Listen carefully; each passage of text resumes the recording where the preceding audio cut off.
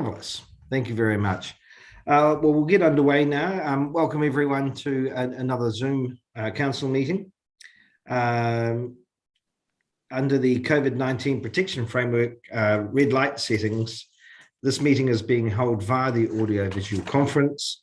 All members participating via video conference will count for the purpose of the meeting quorum in accordance with Clause 25B of Schedule 7 of the Local Government Act of 2002. And this meeting is being live streamed to the Council's YouTube channel. Councillor Olds, would you like to read the affirmation?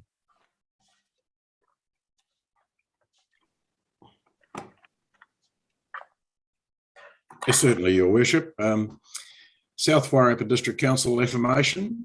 We pledge that we will faithfully and impartially use our skills, wisdom and judgment throughout the discussion and deliberations ahead of us today in order to make responsible and appropriate decisions for the benefit of the South Wairarapa District at large.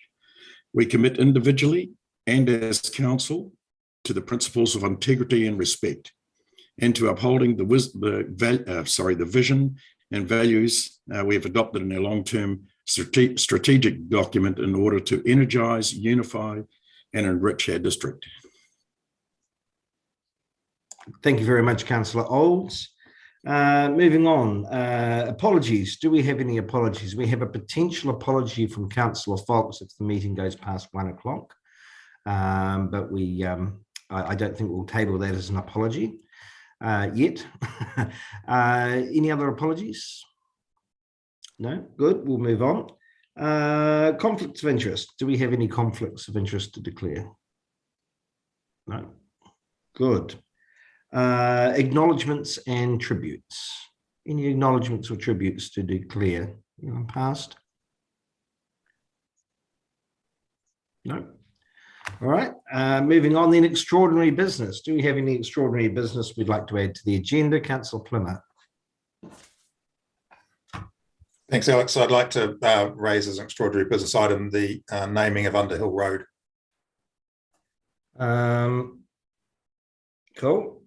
If you're happy with that, we will do that at the end prior to the Mayor's report. Are you okay to add that to the agenda at that point? Yes, I'm conscious we have public participation. Yes. No, absolutely fine by me. Yep. Okay, cool. Fine. Any other extraordinary business councillors would like to add to the agenda? No? All right, we'll carry on then. Public participation. We have two public participants today. As you may be aware, I think both have presented previously that you have 5 minutes, and we will indicate verbally at the 4-minute mark when we're getting close to the 5 minutes. Thereafter, there will be time for clarification of the public participants, and then we will move on to issues arising from the public participation after that. So I'd like to welcome Mary Byrne. Mary, you have 5 minutes. Hi, thank you. Cool, go for it. Yeah, just that. Good morning, Mayor and councillors. My name is Mary Byrne and I'm a South Wairarapa resident. I'm grateful today. I ask that you put aside your own preconceived ideas, open your mind and listen. I have been listening to many concerned health professionals. As providers of healthcare and regular readers of academic literature, they are struggling to understand the policy of COVID vaccine passes for assessing council facilities. This is a policy that flies in the face of Te Whare Tapa Whā, a model of health that acknowledges not just the physical and mental health, but our connection to Wairua and whānau.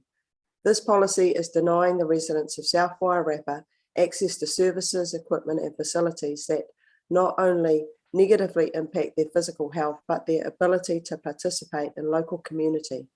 Participation is one of the key principles of Te Tiriti or Te Waitangi, a principle that is usually promoted by South Wairarapa Council policy. For some of our elderly residents, a vaccine passport means a loss of social connection. It means not being able to access a safe space with Wi-Fi for some of our vulnerable youth and for children. It means being told you can't participate in school trips. The use of passport is founded upon a false premise. the premise being that the vaccine reduces transmission. The idea of the vaccine pass is that if you are in a place with only those that are vaccinated, you will have virtually no risk of catching COVID-19. This is simply not true. The Pfizer injection does not provide sterilizing immunity. A study published in The Lancet has shown vaccinated and unvaccinated is almost the same with the Delta strain, and new evidence is showing that with Omicron, the viral load is higher in the vaccinated than the unvaccinated. Professor Cyril Cohen, an Israeli immunologist and advisor to the government, has recently said, if you're vaccinated, I think this is no longer the case because unfortunately people who are vaccinated, even with 4 doses, can get contaminated. Also, people who feel well and do not have any symptoms are not a respiratory health threat. The exaggerated height of asymptomatic transmission, that is, healthy people with no symptoms, is simply not borne out by the evidence. A study of 10 million people in China found no asymptomatic transmission of the COVID-19 virus. So if we have established that the unvaccinated are at no greater risk of catching and spreading COVID than the vaccinated, then what is the scientific justification for the passport? It is a policy that promotes discrimination and segregation, which is in direct contravention to the Universal Declaration of Human Rights. The passport policy limits the freedoms of those who exercise their right to say no to a medical intervention for whatever reason, be it medical or religious. To say you must do something before you're allowed access to a place is called coercion. Is it really okay to favour the rights of the majority over the minority? Which brings us to the issue of process. The COVID-19 protection framework does not require the use of passports in public facilities. It is my understanding that it is up to each local council to decide whether they implement the use of the passport in their council. This decision has not been voted on and there have been no public consultation. As a council, you have abdicated your decision-making responsibility and could be held in breach of the Local Government Act should a judicial review be undertaken. I understand that council was trying to do their best to protect the health and safety of people in our area, but on closer inspection, this is a policy of discrimination and segregation dressed up in the guise of health. In the words of C.S. Lewis, all tyrannies, a tyranny sincerely exercised for the good of its victims may be the most oppressive.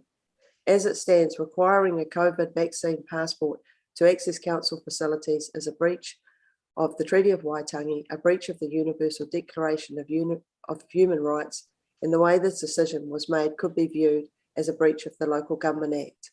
We urge you to reconsider your stance and rescind the passport policy so that council facilities and services are open for the health and well-being of all residents of South Wairarapa. Thank you. Thank you, Mary. Questions of clarification, Councillor West. Kia ora, Mary. Thank you very much for bringing this presentation to us. Unfortunately, during your speech, for whatever reason, we could not hear you. So do you have a copy of your speech that you could actually send through to us? Yeah, I do. Can you hear me now? For whatever reason, I don't know why, but you were muted out and we couldn't hear what you were saying. Mary, we heard about 95%, well, I could anyway, 95%. There were just a couple of glitches, but we did get pretty much the full content of your presentation. Okay, but yeah, I will send it through. Thanks, Brenda. That'd be great.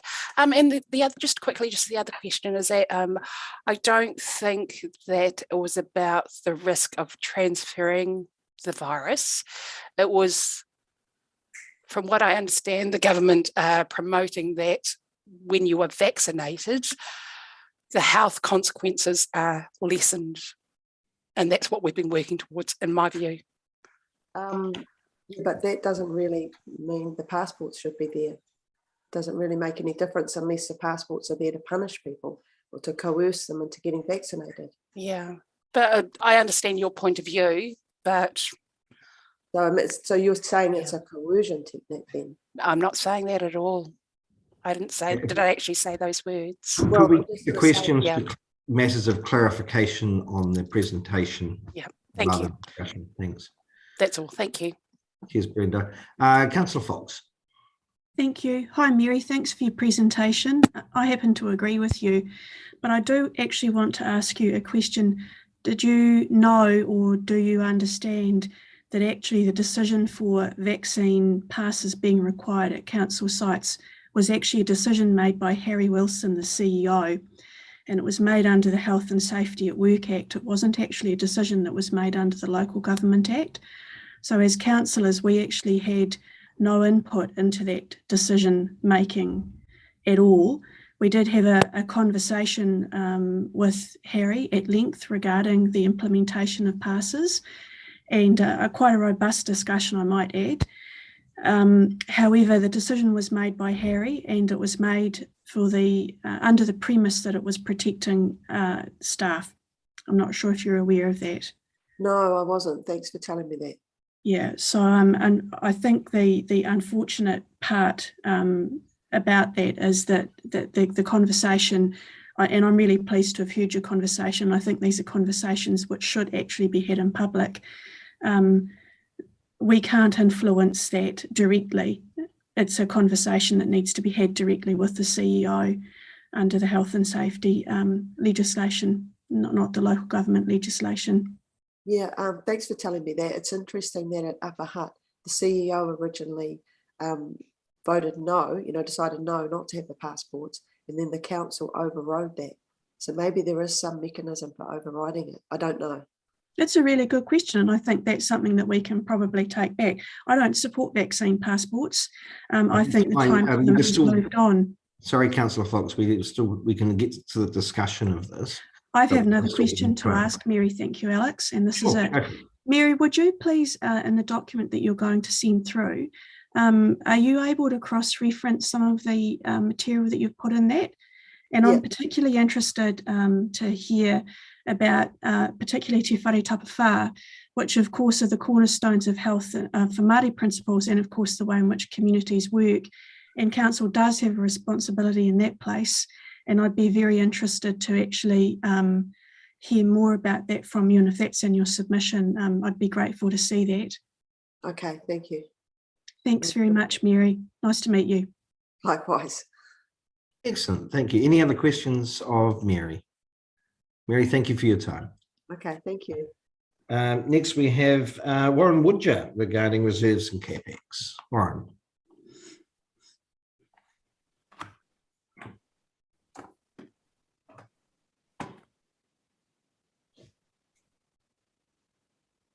Warren, are you there?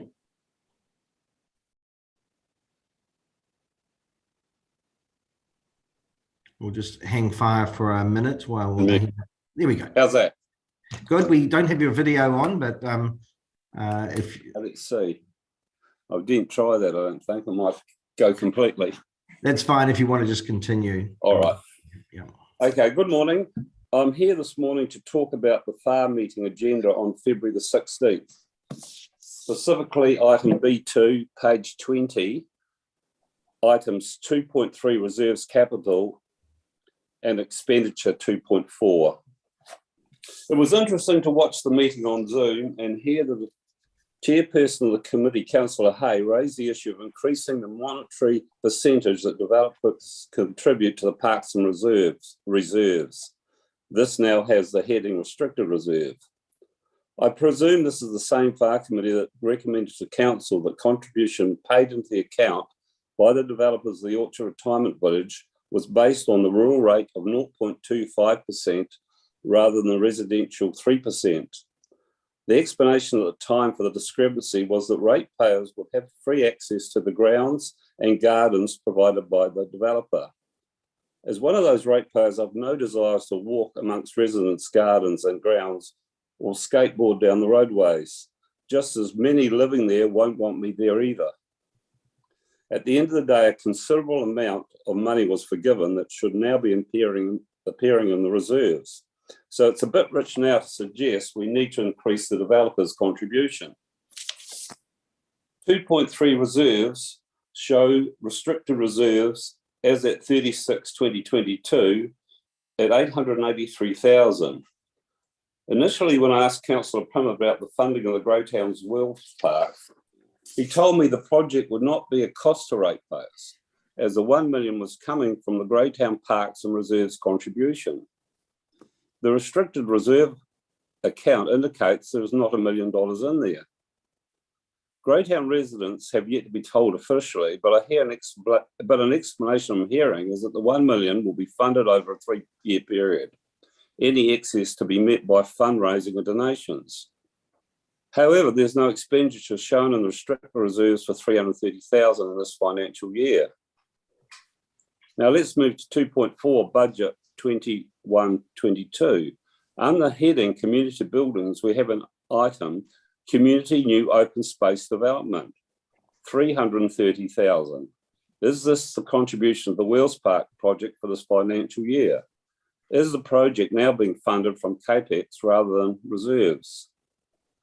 Continuing with community buildings, we have a community sports facility upgrade extension, $1 million. It is not clear whether this includes a re-establishment of the entire playing surface of the Soldiers Memorial Park. I've been watching the deterioration of this ground for a number of years, and it is obvious that the field needs serious amelioration to fix sports issues. It's the worst state I've seen it in, and certainly won't withstand winter sports to the level that will be asked of it. The normally free draining soil has extremely poor infiltration rate due to compaction. The structure of the soil within the first 25 millimetres has gone from free draining structure to platy, restricting the movement of surface water and rooting depth of the grass. Areas of dead grass are quickly being overgrown by weeds. In my opinion, the whole area needs complete rehabilitation, starting with verti-draining and regrassing with an annual maintenance plan put in place so the fields are able to provide the demands asked of them. Hopefully this won't become another cart before the horse operation like the Five Rivers, have a fantastic facility, but no way for pedestrians to get there. Like, we'll have a fantastic cricket pavilion, but unplayable surface. Finally, 2.4 capital expenditure is not well supported with notes. The spreadsheet upticks in columns indicates notes on many items, but these are not forthcoming in the report. One can only trust that the councillors can see and read these notes. Thank you. Thank you, Warren. Do we have any questions? I have one, Warren. You've raised a number of points. Have you, and some of them I'm sure are easily answered, but have you inquired to council officers for clarification prior to coming to a council meeting? No. Okay. Councillors, any other questions? Fine, thank you, Warren. Right, that's the ends the public participation. We now have actions from public participation. Do we have any actions we want to raise with officers as a result? Perhaps I could ask Bryce is there. Do you have any comments regarding the state of Soldiers Memorial Park? Yeah, I do, councillors and your worship. Warren, nice to hear from you. So as you're aware, we had a tender process in November last year on our Parks and Reserves contract, and City Care was the winning tender. In that tender process, I placed in there that all our major sports fields are to be rejuvenated, and costings have been placed in there. Previous to the current tender, the current contract, that was not in place. So this year we had a meeting on Monday with all the user groups at Soldiers Memorial, and we have a schedule of verti plugging, worm control, bug control, fertilizer, undersowing, etc., etc. I'm organising the park to have water irrigation run on there in conjunction with Wellington Water, because I don't want to spend quite a substantial amount of money just to watch it burn off come next summer. We've been very lucky with the weather this year. Generally we're brown and currently it's green. So this is all completely under control in the new contract with City Care. It's included in their quote. So there'll be no extra cost to council. Great, thanks for that clarification on the Soldiers Memorial Park. Alistair, have you got a question? Yeah, no, just another point for Warren. Warren, as you're aware, the council I think it's two council meetings ago established the park subcommittee, which is Bryce, myself, Garrick, and with Sid Kempton involved. We're having a meeting. Bryce, when is it? In a couple of weeks. The 4th.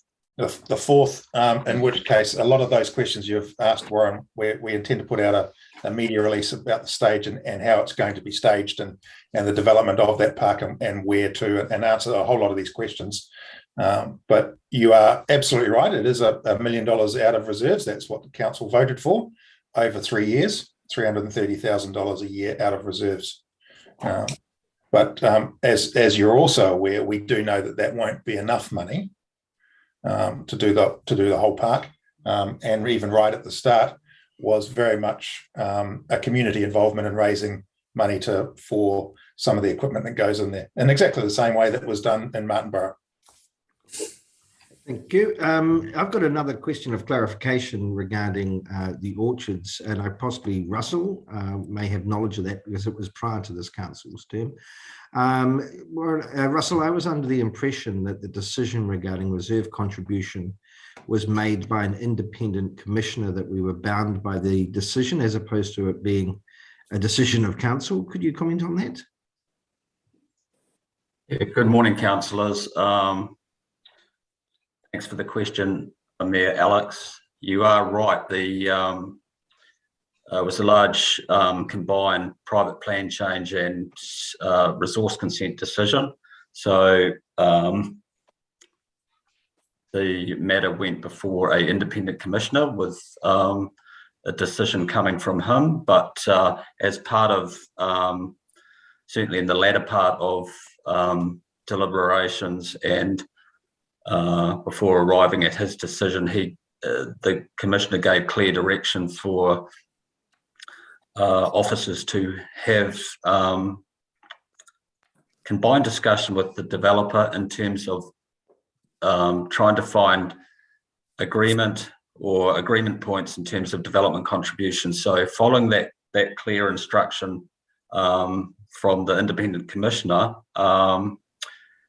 he wasn't going to proceed further until he had that feedback, or he saw the results of combined discussion around financial contributions, and then that was fed back to him as part of the hearing process, which would then continue, and then he went off and made his independent decision based on all information. So that's a little summary as to process. Right. Thank you for clarifying that. Any other questions regarding Mr. Woodge's presentation? No. Councillor Maynard. Kia ora, Warren. Thank you for that. And the one thing that he did ask was with regards to so it's 100% being funded through reserves. I think, Alistair, just to confirm that, and not from CapEx. Yeah, fabulous. Thank you. I just wanted to make that really clear. Okay, thanks. Yeah, if you remember what is 330 then?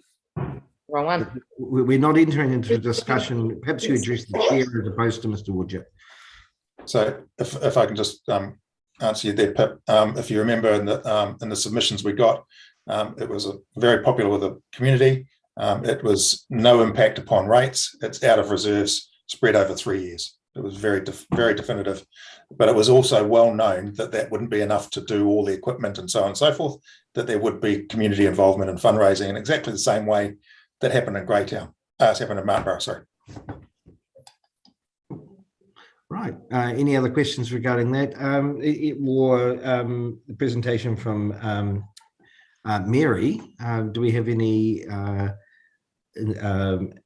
actions that you want to raise with officers on that one?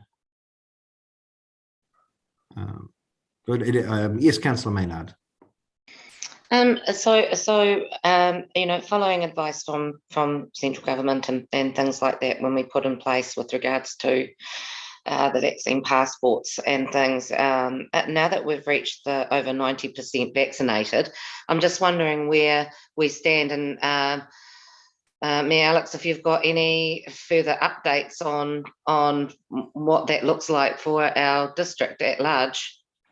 Actually, we were raising this just yesterday regarding a discussion on the Martinborough Fair and its viability of going ahead later on this year. We've had an indication from the government that within 3 to 6 weeks, there will be a change in policy, and we look forward to that eagerly. It may surprise you, but personally, I am very concerned at the effects of vaccine mandates through the community. However, we're sticking to the playlist at the moment, but I'm looking forward within 3 weeks to getting some direction on how that's going to look, and it can't come quickly enough, in my opinion. Councillor Fox. Thanks, Alex. So just picking up then on that, my question relates to if we are receiving that advice, have we received that advice, or are we awaiting that advice?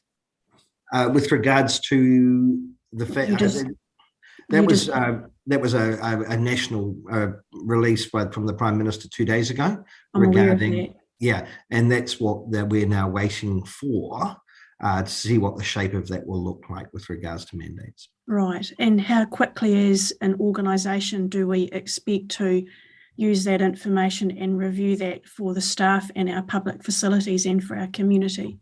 I'm going to pass that on to Stefan as the ability to react, but I would think it would be extremely quick because we might be going back to a status quo. Stefan, have you got comment on that? Thank you. Thank you, Chair. The policy that's currently in place and being implemented is the subject of regular scrutiny and review by council officers. Each week we look carefully at where we stand in relation to the policy and how we're protecting our community and how we're protecting our staff. And following on from Mayor Alex's comments, central government's direction is a very, very critical part of decisions that we need to make locally.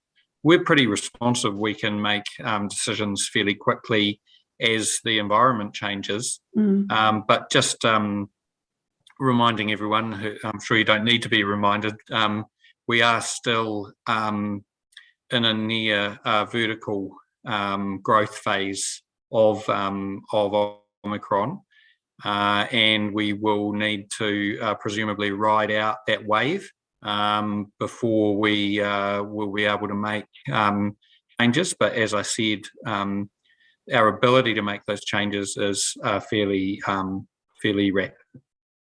Thank you. Cool. Thank you, Stephen. So I think the answer to that question is, as soon as we have direction from central government, we'll be having that conversation with Harry, or Harry will be making that decision, and I'd like to think we'll be part of that conversation and with the speed, and I think we would be pushing as hard as we can on that envelope, Rebecca, as opposed to sitting back and waiting to the maximum. I'd be asking that we were actually included early in that conversation. Cool, and I'll certainly pass that on to Harry, and Stefan will as well. Thank you. Yeah, cool. Any other questions regarding that? Great. Well, we will then move on. So, Community Board and Māori Standing Committee. I don't see any chairs here who might want to speak to the reports that have been received. As everyone knows, that it's a standing item that they're able to converse and present to council, which is very important. We'll now move on to item number A6, minutes for confirmation. So if you want to pull those up on Stella, but we're considering the minutes from the 15th of December 2021. Are there any corrections needed? Oh, sorry, I'll move that the minutes, so we won't table them. We'll just ask, are there any corrections required? No, cool. Then do we have a mover that the minutes of the council meeting held on the 15th of December 2021 are a true and accurate record. Moved Councillor Fox, seconded Councillor Jepson. All those in favour, please raise your hand. All those against? The motion is carried. This is when I wish I had my gavel, but I don't. So we now move on to B1, minutes of the council committees and community boards. Do we have a mover to receive the report? Sorry, Alex, could I just ask a question about the minutes, confirmation minutes, the public excluded minutes, A6? I always find it really interesting. Sorry? The public, oh, okay, sorry, yes. Yeah, I find it really interesting that we have the reason for the excluded minutes, but we don't actually have the minutes available for us to see whether they're correct or not. So I'm just wondering, is there a reason why we don't get to see the minutes of the public excluded part? Steph, do you have a comment on that, or would you like to have time to come back to Alistair on that? I'll just double check, but I thought the minutes were just confirming a previous set of minutes, but I'll need to double check on that and come back. It's more a general comment that I never actually, we see all the reasons for excluding the public, but we don't actually see then the minutes of the discussion that we have without the public. Yeah. Does that make sense? Do you understand what I'm saying? Yeah, I'll look into that. I'm not too familiar with how this works, just having picked it up from Suzanne, so we can look at that going forward and come back to you on that. Right. If you could do that via email rather than wait till the next council meeting, just so we can get that clarified. Yeah. Everyone's nodding their head saying, yes, we're not sure what we're really sort of approving here. We can see we've excluded the public, but we're not quite sure whether the minutes, because we don't read them, are correct. Yeah. Pip, did you have your hand up? No, you're fine. Any other questions? Pam? Sorry, Alex, it was me that put my hand up. My understanding is that the minutes of the public excluded come into public excluded, but a summary like is presented today comes in for approval outside of public excluded, because if it's public excluded minutes, it needs to be reconfirmed in public excluded. I can see Alistair's point, though, that it'd be nice to review the actual minutes for confirmation as before, whether that's done in public excluded, so be it. But we probably want to see those. Right, are we all okay to move on to now the to receiving the community board and multi-standing committee? Receiving the minutes, the report on the council committees and community boards. Do we have someone to move that? Councillor Fox, seconded Councillor Olds. All those in favour, please raise your hand. All those against, the motion is carried. I assume that everyone's read those.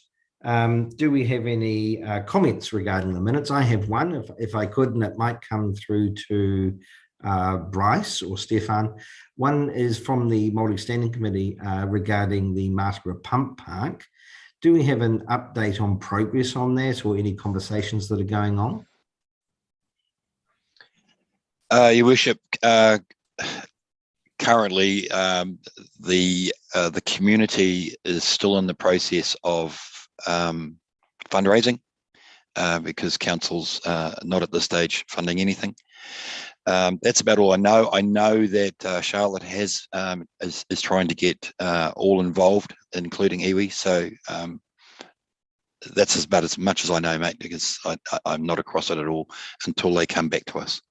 Great. Okay. Well, hopefully next council meeting we might actually hear from them and get a progress report, because it's always nice to know what's going on at Constantine Park. Councillor Plimmer. You've got thanks. Could I just make a comment on the Martinborough minutes about the speed review going out to Tawai and Tora? We have had a delay in the district-wide speed review, and that's been caused in large effect because Waka Kotahi has not presented their speed review for State Highway 2 and State Highway 53 yet. So we're sort of limited as to what we can do on our feeder roads until we get some indication of what's happening from Waka Kotahi. But the notes about the 50 kilometre or the that is made in those community board minutes for unsealed roads. That's sort of in the area, I suppose, where the discussion has been a little bit, hasn't it, Pam, for unsealed roads. So it's on the agenda, but we can't really proceed until we get more confirmation of what the main highway speed limit's going to be. Alistair, on Thursday is the Martinborough Community Board meeting. I don't know whether you want to be available to answer that, but Pam will be there. Possibly she can instead. Well, Pam's on the committee with me as well, so she'll be able to give the same answer.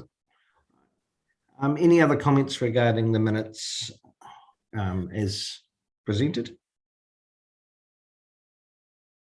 No? Good. Well, in which case we'll move through and I'm going to take these items 2 through to 10 as read to receive the minutes of the Māori Standing Committee, Library Service, Greytown Community Board, Martinborough Community Board, Featherston Community Board, Finance, Audit and Risk, Assets and Services, both meetings, and the Planning and Regulatory Committee. Do we have a mover to accept those? Thank you, Councillor Colenso. Seconded, Councillor Maynard. All those in favour, please raise your hand. All those against, the motion is carried. We now move on to B2, which is recommendations from PNR, or Planning and Regulatory Committee. Do we have a mover to receive the report? Is that Councillor Maynard? Did you have your hand up, or did you have a question? No, sorry, I just wanted to, with regards to the minutes and everything, I just wanted to, with regards to Greytown, I understand that their deputy chair is looking at or is needing to resign, and I just wanted to say here at the council level that, you know, thank you to Shelley Symes for all of the work that she's done and the hours that she's put in as the deputy chair. So I just wanted to acknowledge that. That's all. Cool. Yeah, that was received at the last community board meeting, and Simone Baker was elected as deputy chair in her place. Yeah, well, congratulations to Simone as well. Cool. So do we have a mover to receive the Planning and Regulatory Committee report? Councillor Hayes, seconded Councillor Colenso. All those in favour, please raise your hand. All those against, the motion is carried. So Councillor Colenso, as the new chair of PNR, do you have anything to add to this report? Pam? Mute. Sorry, Your Worship, I was on mute. I don't think so. I think that, whoops. I think that working with the Wairarapa youth and rangatahi, I think it's a good strategy and certainly something that we need to focus on, because these are upcoming young people in our community and we need them. But I think the report is quite explicit in what it's trying to show. So no, nothing else to add. Yeah, I could certainly comment that it's nice to see that Wairarapa regional approach to this, because, you know, we don't have clearly defined boundaries within the region, and rangatahi can move very easily from town to town. So that's a really positive thing. Russell might have something that he wanted to add to that. I'm not sure, Alex. I'm about to ask whether. Sorry to steal your thunder. Are there any questions of either Russell or Stefan regarding this from councillors? Councillor Maynard. Yeah, so just looking at some of the recommendations there, and I'm just wondering with regards to that cost of being shared between the 3 Wairarapa district councils, do we actually have what the amounts are, that the actual amounts of what the South Wairarapa district council is being asked to pay for, and is it in our current annual plan and the annual plan for this coming? Very good question, because we know what the percentage split is, but have we got a budget yet? But I'm sure that budget will come to us for approval. Stefan? Sorry, councillors, I can't answer. Sorry, I can't answer that question, but hopefully Stefan can provide some helpful advice.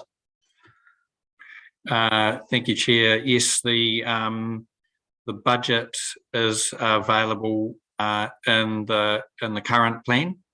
It's not an additional budget, and council seeks up to $8,000 to spend on the formation and implementation of the strategy, which is consistent with the shared services agreement with our partner councils. So that was already in this budget that we currently have for 21-22. Yes, it is. Yeah. Excellent. Any other questions of that before we move to note and agree and approve? Right. So I'm going to again, because they're all very. Your Worship, yes. Russell has his hand up. Russell. Yeah, Mayor Alex, just the earlier prompt. The only other overview I'd impart is the fact that planning and reg will, you may have noticed a theme that a lot of elements of the social componentry, i.e. things linking to the four well-beings, reporting in that realm will be coming through to planning and regulatory. So it's just a natural capture of that ongoing responsibility to have our heads across regulatory and the four well-beings, and that wider scope of expectation for councils delivering for their community and being aware of issues through time. So just that overview note. Thanks. Oh, thank you very much. Right. So moving on then, do we have a mover? And I'll take these five together to note that the Wairarapa Rangatahi Development Strategy 2016-21 for Masterton and Carson districts is up for review, that the three Wairarapa district councils propose to work together to undertake the review and develop a revised Wairarapa Youth Rangatahi strategy that includes the South Wairarapa, to approve the proposed review approach for the Wairarapa Youth Rangatahi strategy, agree that the costs will be shared between the three Wairarapa district councils as per the Wairarapa Shared Services Funding Policy, and to delegate responsibility to the Wairarapa Policy Working Group to support the review and make recommendations back to the three Wairarapa district councils on that revised Wairarapa Youth Rangatahi strategy. Do we have someone move that? Councillor Colenso, seconded Councillor Fox. All those in favour, please raise your hand. All those against? Well done, motion is carried. And I must firmly support this. This has been this is very quite exciting and long overdue. Right, so moving on to C1, review of the Wairarapa local alcohol policy. So we're now considering report C1. Do we have a mover to receive the report? Councillor M, seconded Councillor Jepson. All those in favour, please raise your hand. All those against? The motion is carried. Amanda, are you able to speak to this report?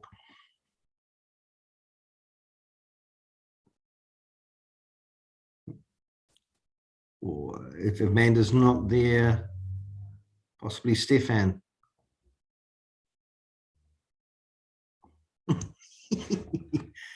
Rick's there. Rick, yeah. Oh.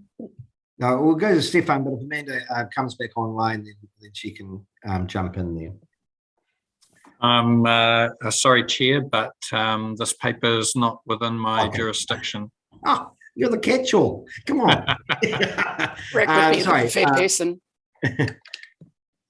Who would like to speak to this from staff? Mayor Bain, if Amanda's not available, I could probably give a brief overview of the report if that helps. Yeah, definitely. Okay. So this report sets out the proposed sort of approach. Well, the review is due of the Wairarapa local alcohol policy. So it was first developed in 2018 was when it was signed off, the first one, and councillors resolved a 3-year review period on that. So we have formed a team with Masterton and Carterton District Council to undertake the review. And this paper sets out that there are different processes to be followed for that review under the Sales, Supply and Alcohol Act, and that would depend on whether we're looking towards a rollover of the existing policy or whether amendments would be made. So we've provided 2 possible timelines and have suggested that there's more work to be done to follow up on some initial stakeholder conversations, particularly matters raised by police around potential to introduce caps and those sorts of things, and proposing more work to be done and asking for councillors to agree to delegate that to the Wairarapa Policy Working Group and to agree to share costs across the different councils as outlined in our shared funding agreement. Thank you, Steph. Stepping in, Amanda, I understand you've got a dodgy internet there, so that's fine. Sorry, just everyone went on freeze for like, and I could hear, but the screen was frozen and I couldn't do anything. Cool. And so, councillor questions, councillor Maynard. So thanks for that background there, Steph. I see.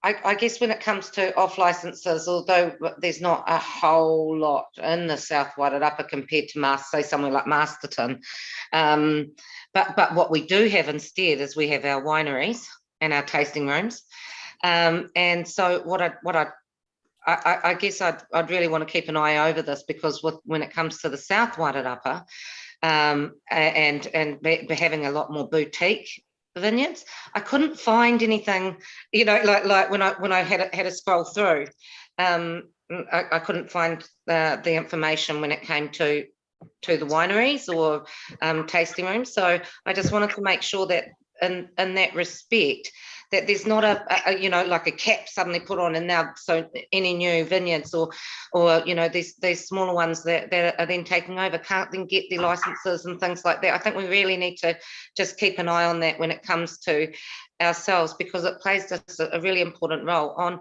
what our district looks like, and also our role with regards to tourism as well. So just thought I'd mention that. Yeah, and I think Britt might be able to speak to this a little bit more, but we definitely recognise that different with wineries being on licence, and I think the proposal from police was definitely around more those off-licence premises. But like I said, there's a lot more work to be done to look into before we could even explore and make any recommendation around that, which is why we haven't put any recommendations forward at this stage. Yeah, I just think, I guess as well with regards to the South Wairarapa, again, I just want to, what am I trying to say? So to really have a look, because is it that we in our area, are we needing a tweak, or are we able to carry on with what we have? I think it's really important that because it may be that where we sit at the moment, we have those bases covered, and being pulled up with the rest of the Wairarapa when our area is a little bit different. So yeah, absolutely, and we'll definitely be looking at the implications for our district, South Wairarapa, Rick and I, and the team here, and also the Wairarapa Policy Working Group. If you did delegate that, we obviously have members from our council as well, so I think we would be well represented. Yeah, but that's a very good point, and it might be that we want to make sure that this committee does actually engage with people with wine tasting rooms to ensure that their needs are being met in this review, because the reviews don't come around that often. Councillor Plymouth.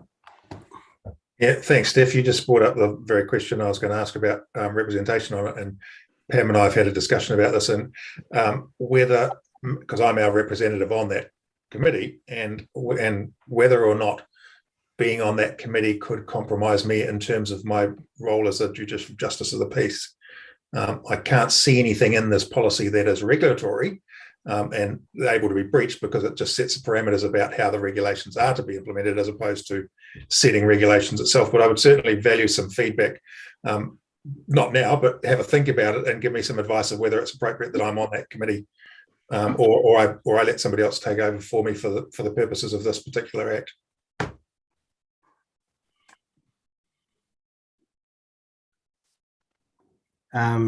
Steph, you got any comments on that, or? I will definitely take that away, and I can work with Amanda to provide that advice and look into that. Oh, great. Councillor Hay. Thank you, Alex. This is possibly a question for Rick. So I saw in the paper that the police are keen to change the hours for supermarkets for selling alcohol. Can you give me any sort of sense of the thinking around this, or what the general consensus on this is? Because currently supermarkets are open from 7 a.m. and can sell alcohol, but is it a big problem, or have you got any sense of that? Is Rick still here? Yeah, I'm not sure I can make sense of it, but I can give you my opinion. Yeah, My understanding is there's always been a question in regards to the maximum hours and the fact that it starts at 7 a.m.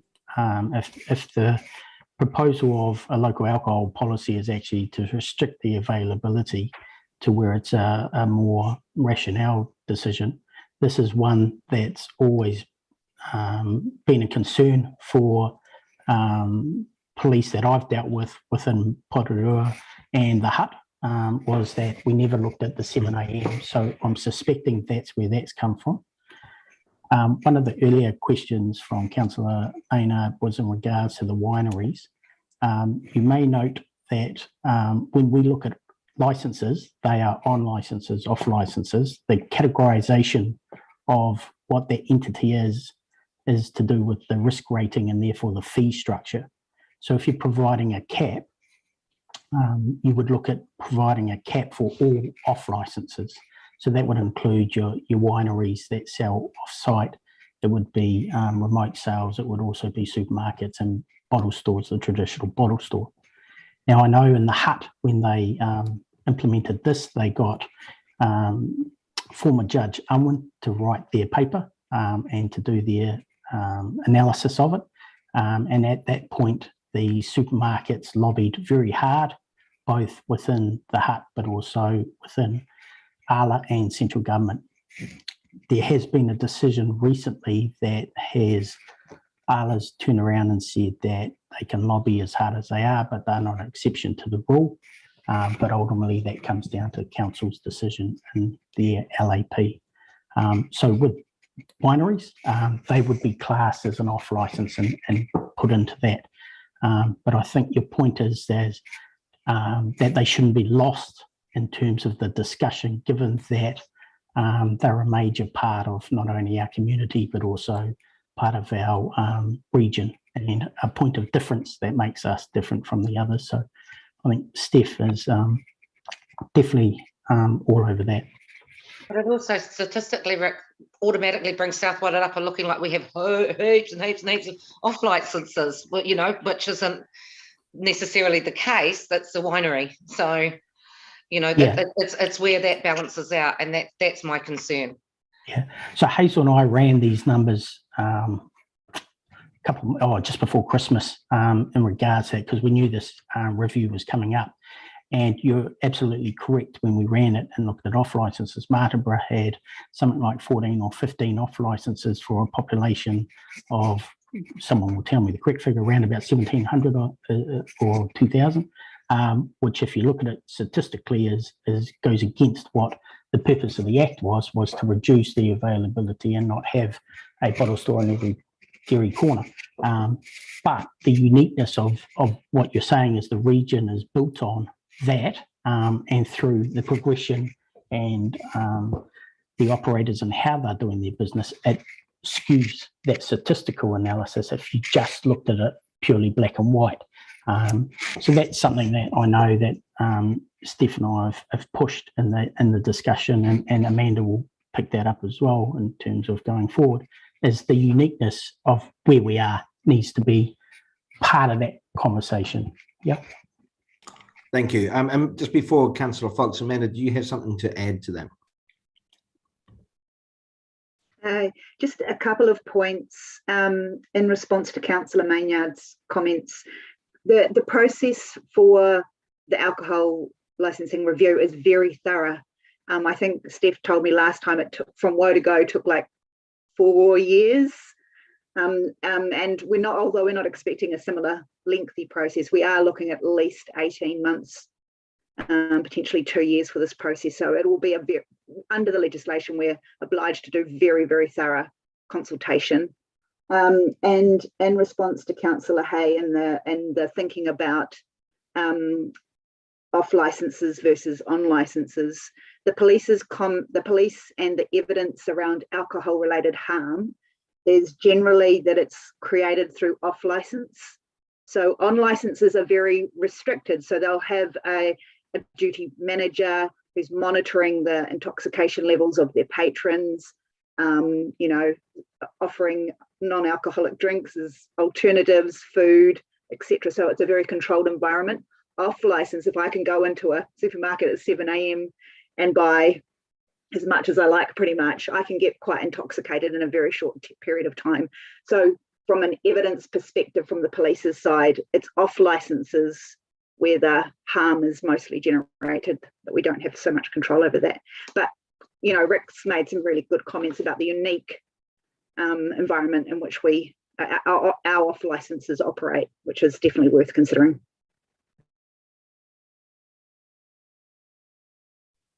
Great, thank you. Councillor Fox, you've been very patient.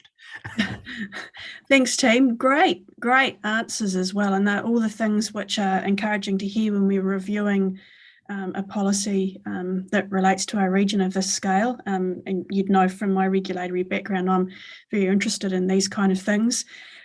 So it's great to actually understand firstly how long the process is going to take, the actual review, and how we're going to work with our communities to be able to do that. I do have a couple of questions, apart from what I just said then, which was a statement, which is, and Rick or Amanda, you may be able to pick up on this, or Steph even, one of the things that the policy says, it talks about a 6-yearly review. And Steph, I think you may have said that we're doing an early review, a 3-year review. I'm confused about how that sits within the policy that we're looking at, if you can explain, given it's going to take nearly 2 years to do a review.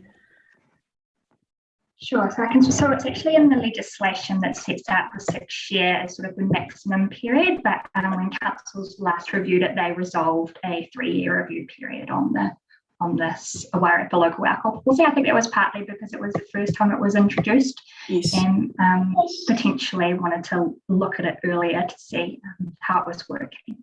That's excellent. I actually think that that's a really good decision to make, especially with a new policy. So I'm really pleased to see that, and it's important that we look after our district in this regard.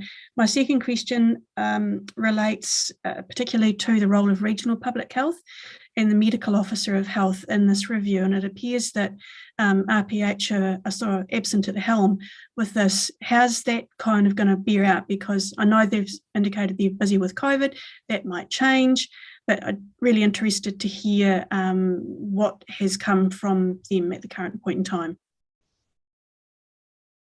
Steph or Amanda? Let me speak to that, Amanda.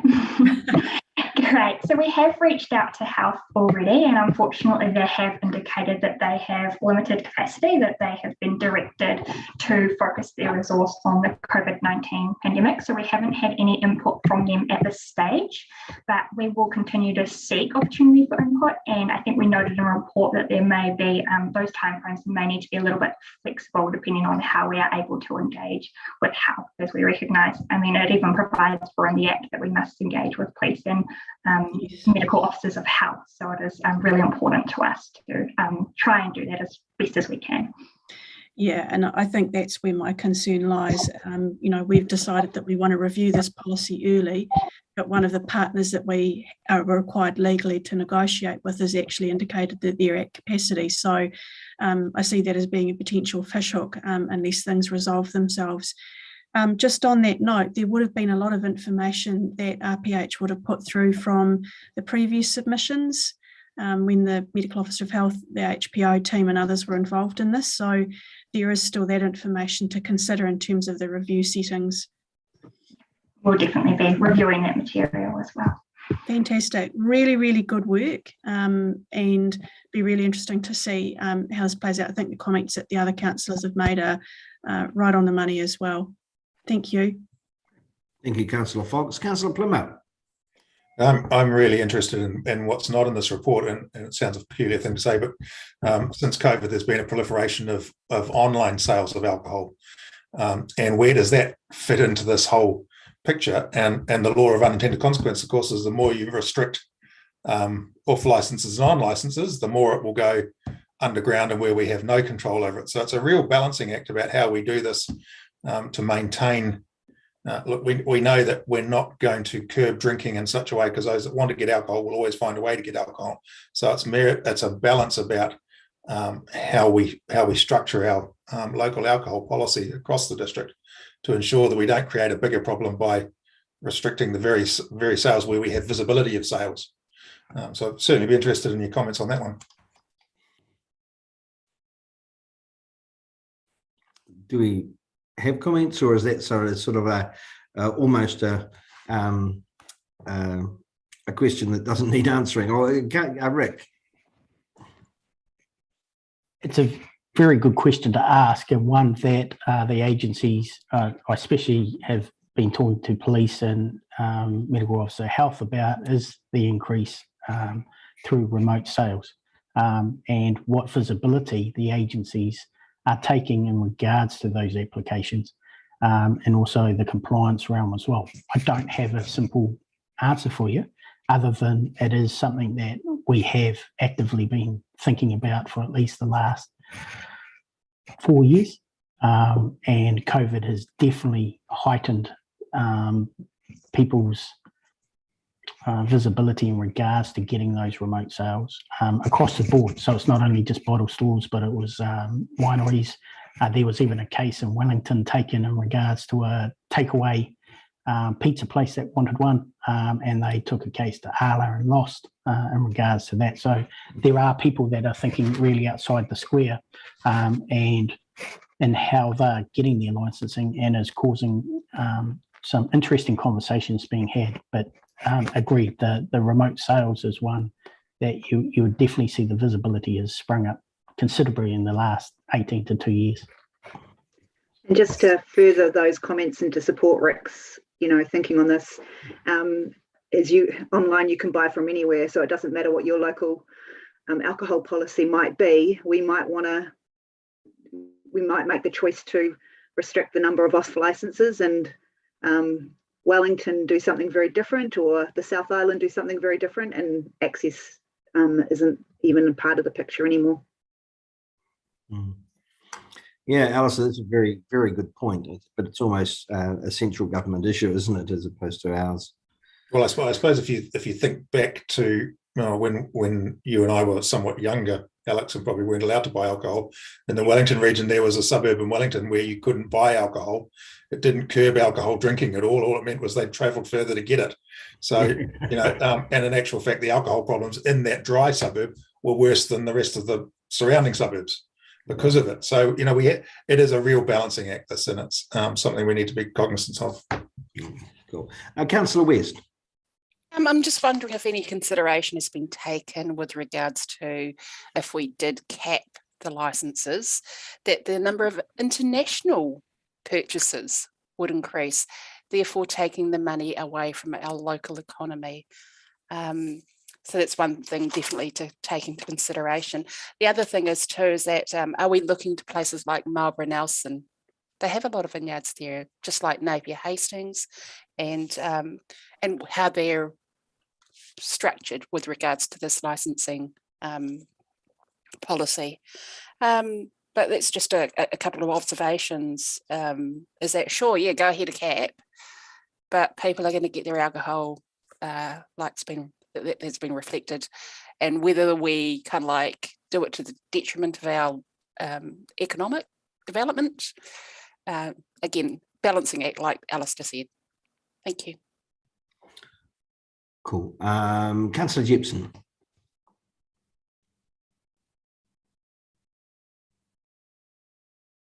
Sorry, the mute button was on the other screen. Look, I want to congratulate the team on what they've put forward to us to read. I haven't read it all in depth, but as someone who does like a wee tipple every now and again, I did take an interest in it, and I think you've done a marvellous job. And it's a changing beast. Things are going to change all the time. But the point that Alistair brought up about online sales, I think that's something that's probably going to have a lot more thought put into it. But anyway, well done, team. Yeah, very good. Good. Excellent. Good conversation. Rick, you've got a finger up. Just one question. I know we're focusing on the cap, and part of this is just to have that conversation. So part of the inspectorate must raise the question to ensure that we're actually meeting the purpose of what the Act is. A capping system is one mechanism that has been tried and is in place in other councils. It doesn't necessarily mean this is the best answer for us, but it would be remiss of our inspectorate if not to raise the question in how proliferation within the region of alcohol outlets has an effect on the community and the wider community.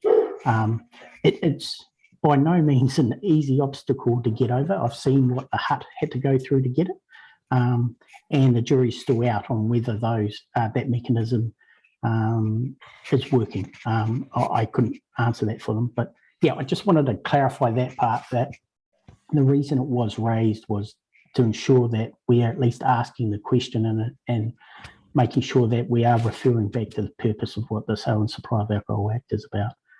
Thank you. Councillor West, do you have another question? Just got regards with regards to kind of like the wineries that have the off license. Their physical opening hours, they're usually closed around what, 5, 6? Sorry, Pip. Sorry, majority of them 4 p.m. 4 p.m. Yep, a majority of them 4 p.m. So I mean, it's just another element to include into the puzzle. And there is kind of like, from what I've read in the report, not a lot of substantial evidence. The police have made comments, but I'm not actually seeing the stats to back that up. So if we could have a look at the stats, that could be well worth reviewing. Thanks. Cool. Thank you. Councillor Maynard. Hi guys, just a similar question to from previously. I just see that again. There's the costs that are shared between the Wairarapa districts. Is this in our current budget and for the following year? So was it already taken into regards? Because I don't remember seeing it when we asked for projects and what was coming up. So I just want to clarify that. Yes, it is in the budgets and it's already there, so we're not putting anything new in. And also how much that is, please, that we'd be looking at needing to pay. Right, Amanda. Yes, thank you, Mayor Vision. It's definitely in the budget. I double checked with Katrina. It's part of our shared services budget. So it's the work that we do together. There's a little bit that we need to contribute. We need to negotiate what that looks like. At the time when we put the budget together, Steph wasn't in her new role as policy advisor. So now that we've got that capacity, we'll be able to contribute to the work more with her time rather than contributing financially. So yes. And I think it's off the top of my head, Katrina might be able to correct me. I can potentially find out, but it was under 10,000. Cool. Thank you. Councillor Olds.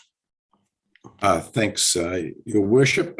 Just having been through this process back in 2018 and the lead up to it, one of the notes that I made at the time was the strength of lobbying from the supermarket chains in terms of their operating hours. It was raised during that process last time round. It's obviously been raised again, but just flagging that they're a very strong lobby group and certainly have an intention to get their own way. That's my point. That's been slightly controversial, Colin. All right, guys. Are we ready to move to receive and note? If there are no more questions, Councillor Hay, the one last question. So just following on from Colin's comments, in the budget, is there a contingency not in this year, but maybe next year, for any legal costs, should there be an appeal from people such as supermarket chains? Is that factored in, any legal costs that we might potentially have? I think that would be Katrina. Yes. Thank you all. We do have a legal budget within the planning and strategic policy place. I think that would be enough to cover any legal challenge, but we can certainly review that budget in light of potential costs if there was a challenge. That would be interesting to bring to FAR what that, because that obviously that budget would cover anything with regards to legal. It's a general budget, yes. So I think Councillor Hay, if you bring that up possibly at your next FAR meeting to look at the appropriateness of any budgeting in that area. Russell. Yeah, Katrina's captured the relevance of having a legal budget, straddling quite a bit of stuff and anticipating what might come up. The other thing where we can maybe be sharper is that in terms of any draft policy, that it's fit for purpose, reflects, as Councillor Maynard said, captures the nature of the different communities across the Wairarapa and sets the dial on the amount of control we want to impose in terms of risk elements of alcohol effects and that. So that you have your good draft policy, you know how much you want to take on as a fight in terms of contentious elements of it or not. So there's some realm within that space to save yourself legal appeal challenges and the financial elements that come in there. So having that good draft that's got good fit and takes on the mix of elements or considerations and looks at what fight you might be buying. So that's another way of lessening a problem. Great. Thanks very much for that comment, Russell. That's good. That's going to be taken into consideration. Cool. Right. We might now go forward, and then we'll have a 15-minute break once we've moved to a receive. So I'm now, do we have someone to propose to move that we note the review of the South Wairarapa local alcohol policy for the Marston, Carsten and South Wairarapa districts is underway. Note that different processes are to be followed under the Sale and Supply of Alcohol Act 2012, dependent on whether a rollover of existing policy or amendments are proposed, and that further work is required before recommendation on the extent of changes can be made. Agree that the costs will be shared across the 3 Wairarapa district councils as per the Wairarapa Shared Services Funding Policy, and to agree to delegate responsibility to the Wairarapa Policy Working Group to support the review and make recommendations back to the 3 Wairarapa district councils. Do you have someone move that? Councillor Maynard, seconded Councillor Jepson. All those in favour, please raise your hand. All those against? Thank you. The motion is carried. Now, if everyone agrees, we'll have a 15-minute break, come back at 11:30.